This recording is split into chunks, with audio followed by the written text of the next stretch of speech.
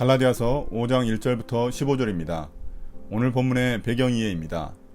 1장부터 4장까지는 바울의 변론이 등장했지만 5장부터는 바울의 권면이 등장하고 있습니다.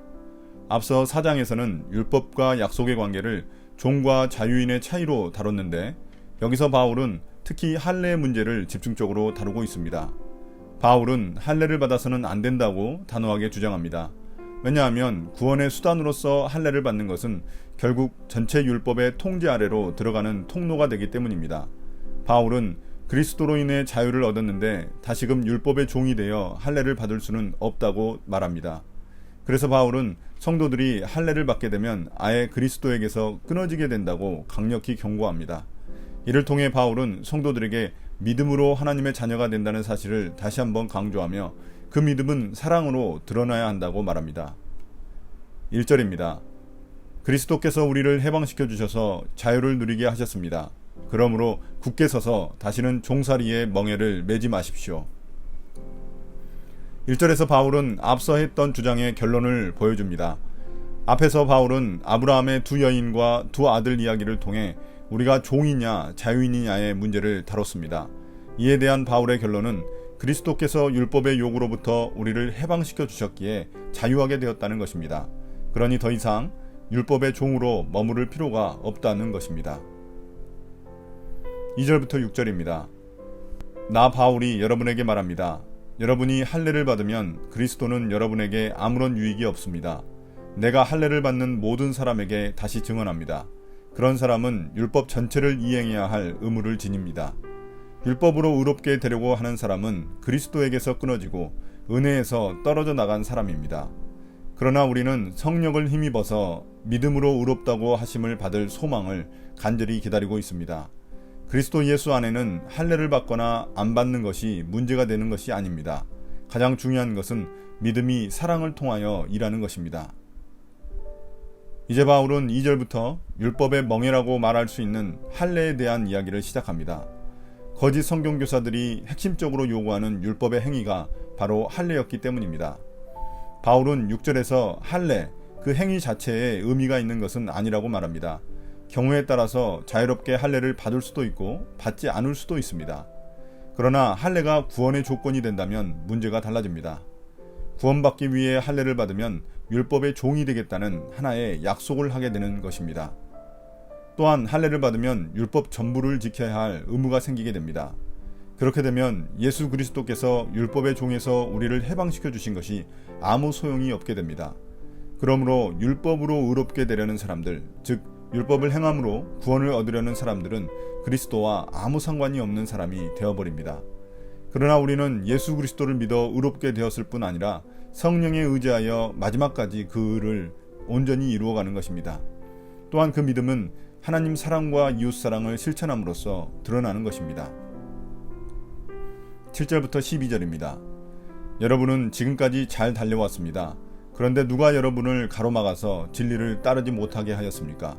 그런 꾀임은 여러분을 부르신 분에게서 나온 것이 아닙니다. 적은 누룩이 반죽 전체를 부풀게 합니다. 나는 여러분이 다른 생각을 조금도 품지 않으리라는 것을 주님 안에서 확신합니다.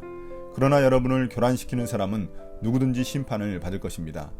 형제자매 여러분, 내가 아직도 할례를 전한다면 어찌하여 아직도 박해를 받겠습니까? 그렇다면 십자가의 거리낌은 없어졌을 것입니다.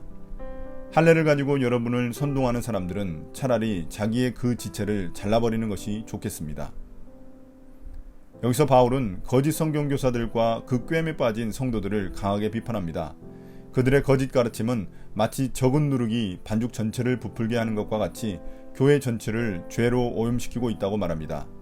바울은 그러면서도 성도들이 결국 제자리를 찾을 것이라고 기대하고 있습니다. 반면 거짓 성경교사들은 결국 심판을 받게 될 것이라고 확신하고 있습니다. 바울은 만약 자신이 그리스도를 만나기 전처럼 할례를 전하고 다녔다면 유대인들에게 박해를 받을 이유도 없었을 것이라 말합니다. 왜냐하면 당시 할례를 행하던 유대인들이 바울을 주로 박해했었기 때문입니다. 만약 바울이 그리스도의 십자가 복음을 전하면서도 동시에 할례도 주장했다면 그들은 바울을 박해할 이유가 사라져버립니다. 할례와 같은 율법이 사람들에게 호응을 받는 이유는 인간의 노력으로 구원을 얻을 수 있다고 말하기 때문입니다. 더 나아가 바울은 할례를 주장하는 거짓 성경교사들에게 그것이 그렇게도 좋고 중요하다면 차라리 자신의 성기를 잘라버리라며 조롱합니다. 이런 강한 어조의 조롱은 바울이 성도들에게 누구 말을 들을 것인지 결단을 요구하고 있기 때문입니다. 13절부터 15절입니다.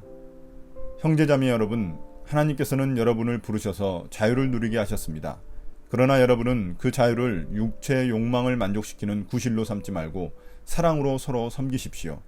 모든 율법은 네 이웃을 네 몸과 같이 사랑하여라 하신 한마디 말씀 속에 다 들어 있습니다. 그런데 여러분이 서로 물어뜯고 잡아먹고자 하면 피차 멸망하고 말 터이니 조심하십시오. 바울은 마지막으로 다시 한 번 더 성도들에게 호소합니다. 우리가 율법에서 자유함을 얻었지만 그 자유함은 결코 자기 욕망대로 죄짓는 자유가 아니라고 말합니다. 그 자유를 가지고 사랑으로 남을 섬기는 데 사용하라고 말합니다.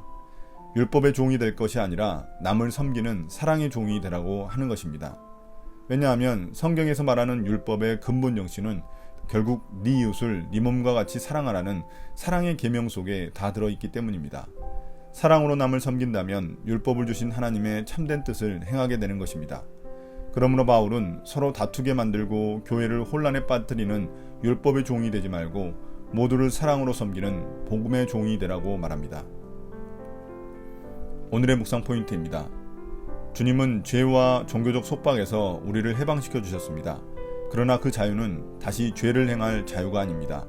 주님이 주신 자유는 예전 속박된 죄에서 벗어나 적극적으로 남을 섬기며 사랑하는 자유입니다. 나의 기도입니다. 주님, 세상 사람들은 그리스도인들이 마치 율법에 매여 속박 가운데 있다고 생각합니다. 그러나 우리는 오히려 그리스도 안에서 죄와 율법의 저주에서 해방되어 참된 자유를 누리고 있습니다. 우리의 이러한 자유가 남을 섬기는 기회가 되게 하여 주십시오.